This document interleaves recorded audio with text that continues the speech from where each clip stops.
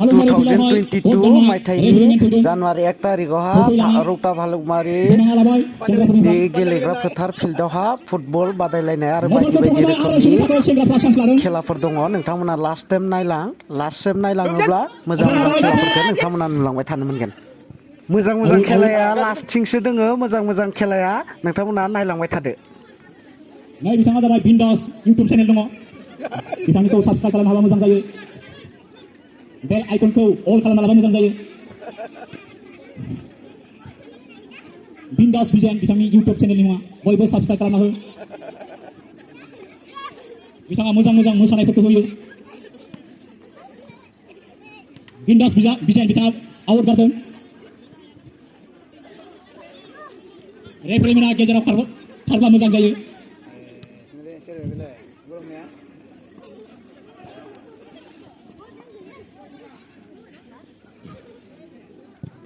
Mikhail लाबाय। Mikhail ओजोंहाय बोराय पार्टिनि आउट जाबाय। बोरायफ्रा गारगोन।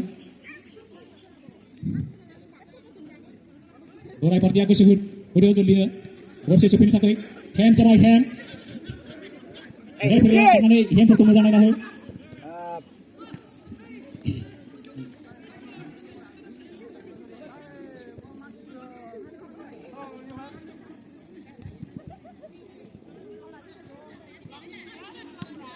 बोराय आरो सेंग्रानि फुटबल बादायलायनाया जोबोब्ला आरो बिनि उनावहा गथ'फोरनि फुटबल बादायलायनाय नुनो मोनगोन। नोंथांमोना नायलांबाय थायोबा मोजां मोजां खेलाफोरखौ नोंथांमोना नुलांबाय थागोन। दायो एडभार्टाइज जागासिनो दोङो। एडभार्टाइज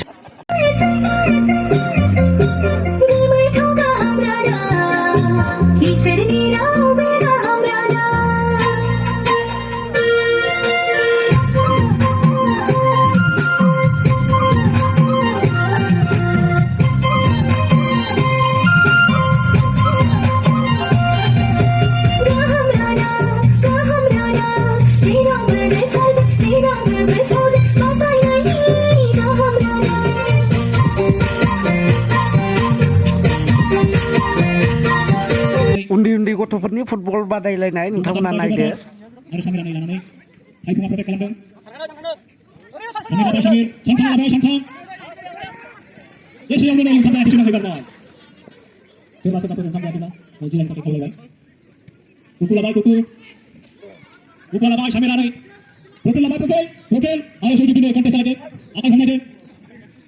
बियो आरो बोरायफोरनि मोनसे खेला जाय खेलाखौ माने फार्स्टआवहा जिखौ मोसानाय देखायगोन बियो लास्टथिंबो बेबायसानो मोसानाय देखायहैनांगौ।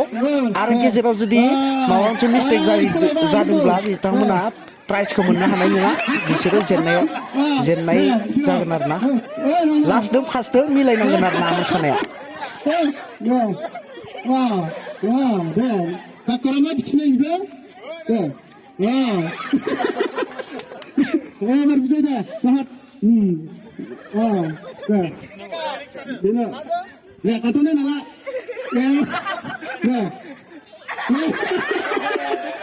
एबार आरो हाबा जानाय बिहामजो पार्टिफोरा बे खेलाखौ बिसोर गेलेगासिनो दङ।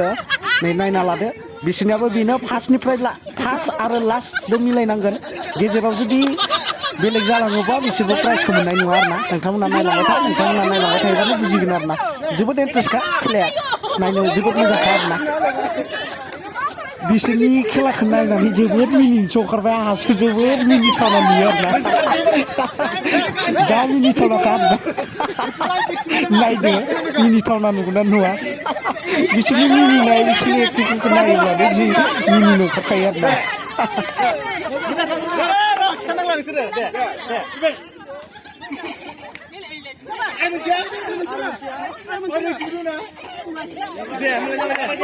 फार्स्टआव माखौ देखायदोंमोन आरो बिसोर थाङै माखौ देखायगासिनो दं नायलांबाय थादो। बिदिनो आरो ना। माखासे बाथ्राफोरा बिदिनो बांसावलांनानै खोथाया बेलेग जालांबाय थायो आरो ना। सोरनिबा खोथाया सैथो खोथा सोरबा बुंगोन आरो बेनो असैथो बायसा जालांबाय थायो आरो ना बांसावलांनानै। थिग তেনেকুৱা नै बिसोरनि गेमाबो सोलायलांगासिनो दं आरो ना।